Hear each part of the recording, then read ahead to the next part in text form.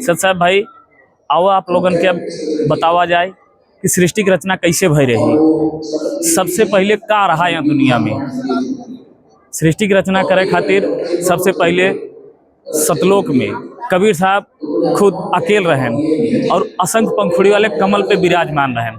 उनके विचार में आए कि अब सृष्टि की रचना किया जाए, सृष्टि के आदि कैसे का करे बा ओकरे विषय में सृष्टि की रचना करे खातिर कबीर साहब सोचेन। सृष्टि की रचना करे खातिर सबसे पहले कबीर साहब चार लोक की उत्पत्ति के हन। चार लोक की उत्पत्ति के हन, जिनमें से अनामी लोक, अगम लोक, अलख लोक और सतलोक, चार लोक की उत्पत्ति के हन कबीर साहब।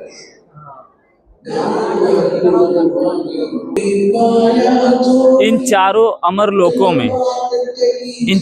लोकों में सबसे पहले कबीर साहब ने खुद कमल के फूलों में विराजमान होके चार पुरुष की उत्पत्ति की है। अनामी पुरुष, अगम पुरुष, अलग पुरुष और सतपुरुष। परमेश्वर कबीर साहब ने अपनी एक वचन शक्ति से सतलोक में 16 द्वीप और मानसरोवर की रचना की। हमने अपने वचनों से 16 पुत्रों की उत्पत्ति की।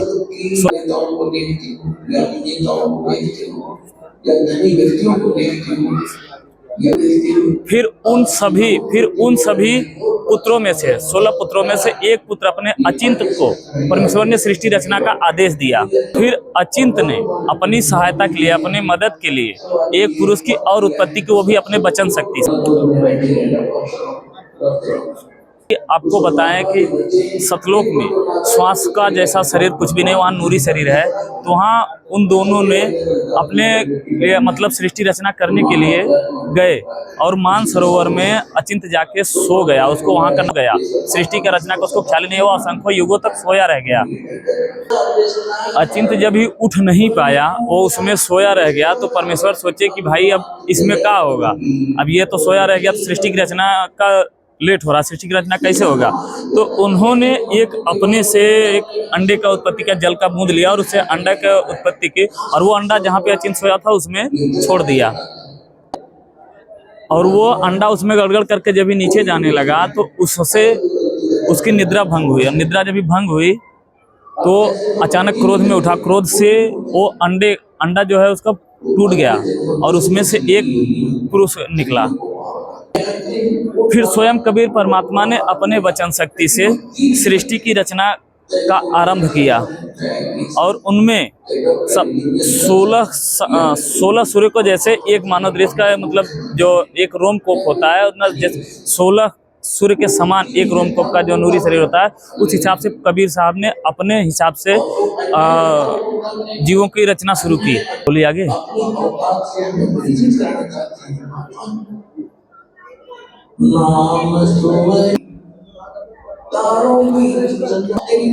सृष्टि की रचना के लिए कबीर साहब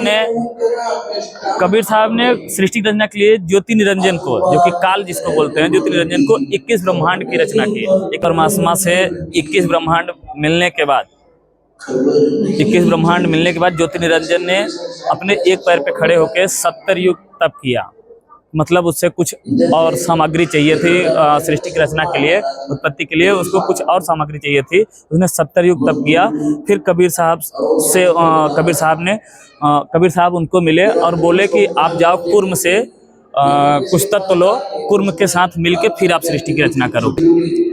फिर जब ही कुर्म से जब ही मिलने आए ज्योति निरंजन, तो ज्योति निरंजन ने देखा कुर्म अपनी योग साधना में लीन था। तो और ज्योति निरंजन ने उनसे जबरदस्ती उनको मतलब कोई शिष्टाचार नहीं, कुछ भी नहीं, कुछ बातचीत नहीं की, बस डायरेक्ट उनके मुकुट ही छीना। ज्योति निरंजन ने जब ही कुर्म से जब ही उन्होंने मुकुट छीना, तो उस टाइम पे उन्होंने 5 तत्व निकले, 5 तत्व, और 5 तत्वों में से 3 गुण निकले, उसमें रजगुण, तमगुण। फिर ज्योति निरंजन ने एक पैर पे खड़े होकर 64 युग फिर तपस्या किया। उन्होंने मतलब कुछ और हंस आत्माओं के लिए, क्योंकि वो 21 ब्रह्मांड वो अकेले रह के थक गया, उसको समय नहीं, इसके लिए उसने 64 युग फिर से तपस्या किया। फिर कबीर परमात्मा ने बोला कि हम अपनी हंस आत्माओं को आपके साथ नहीं जाने देंगे। उन्होंने बोला कि परमात्मा जी हमारे साथ और हंसात्मा जाने के लिए तैयार हैं। कबीर साहब ने बोला कि नहीं, ऐसा नहीं हो सकता है। और चूंकि जो जीव आत्मा है ये लोग उसके मतलब वो 64 युग जब भी एक पैर पे तप कर रहा था, तो और बाकी हंसात्मा देख के उसके ऊपर आसक्त हो गई कि ये इतना ऐसा कर रहा है, ये वहाँ पे अकेले राज कर रहा है। तो उसमें से मतलब कुछ लोग आसक्त हो गए और कबीर परमात्मा बोले कि मैं सामने से देखना चाहता हूँ। तो वही कबीर साहब यहाँ पे आए पूछने के लिए कौन हंसात्मा इसके साथ जाना चाहती है। फिर परमात्मा जी के आदेश से पूछने पे उसमें से सर्वप्रथम डरते डरते एक हंसात्मा ने हाथ उठाया कि परमात्मा हम इसके साथ जाना चाहते हैं। उसके बाद धीरे धीरे देखी ताका बहुत सारे हंसात्माओं ने अपना हाथ खड़ा कर दिया। फिर परमात्मा जी बोले कि काम करो, जब आप जाना ही चाहते हो तो चलो कोई बात नहीं। फिर इस वीडियो में आप देखिए, मतलब जो सर्वप्रथम जो पहली हंसात्मा जिन्होंने हाथ उठाया था काल के साथ जाने के लिए, ज्योति निरंजन के साथ जाने के लिए, उसको परमात्मा ने स्त्री का रूप दिया और उसको ज्योति निरंजन को बोला कि आप जाओ कि इस ब्रह्मांड में आपको मैं जो पहली आत्मा है मैं उसके शरीर में सब आत्माओं को सूक्ष्म रूप में फिट करके आपके साथ भेज दूंगा, आप जाओ। फिर देखिए यहाँ पे कबीर साहब ने जब भी उस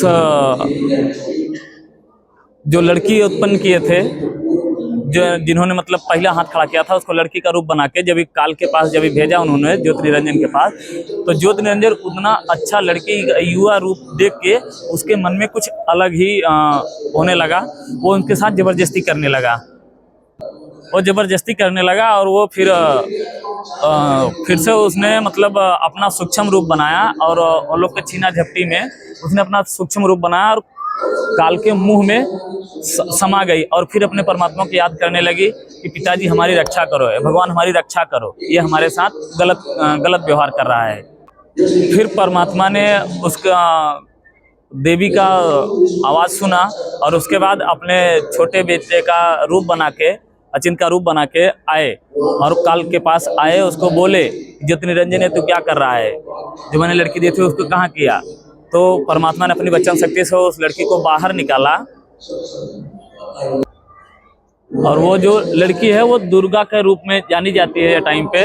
उस देवी को परमात्मा ने क्या बोला कि ये तुम लोग की गलती है, वो पहले से आना चाहता था, तुमने पहले फिर बाद में उसका साथ सपोर्ट किया आने के लिए काल के लोक में। परमात्मा ने उन दोनों को, देवी दुर्गा को और ये अपने काल को, ज्योति निरंजन को, अपने 21 लोक से 21 ब्रह्मांड से निष्कासित कर दिया और वो लोग को 16 शंख कोश की दूरी पे, 16 शंख कोश दूरी आने के बाद काल, ज्योति निरंजन और दुर्गा जी ने स्त्री पुरुष जैसा व्यवहार किया। व्यवहार करने के बाद 3 पुत्रों की उत्पत्ति किए, ब्रह्मा विष्णु महेश बोली।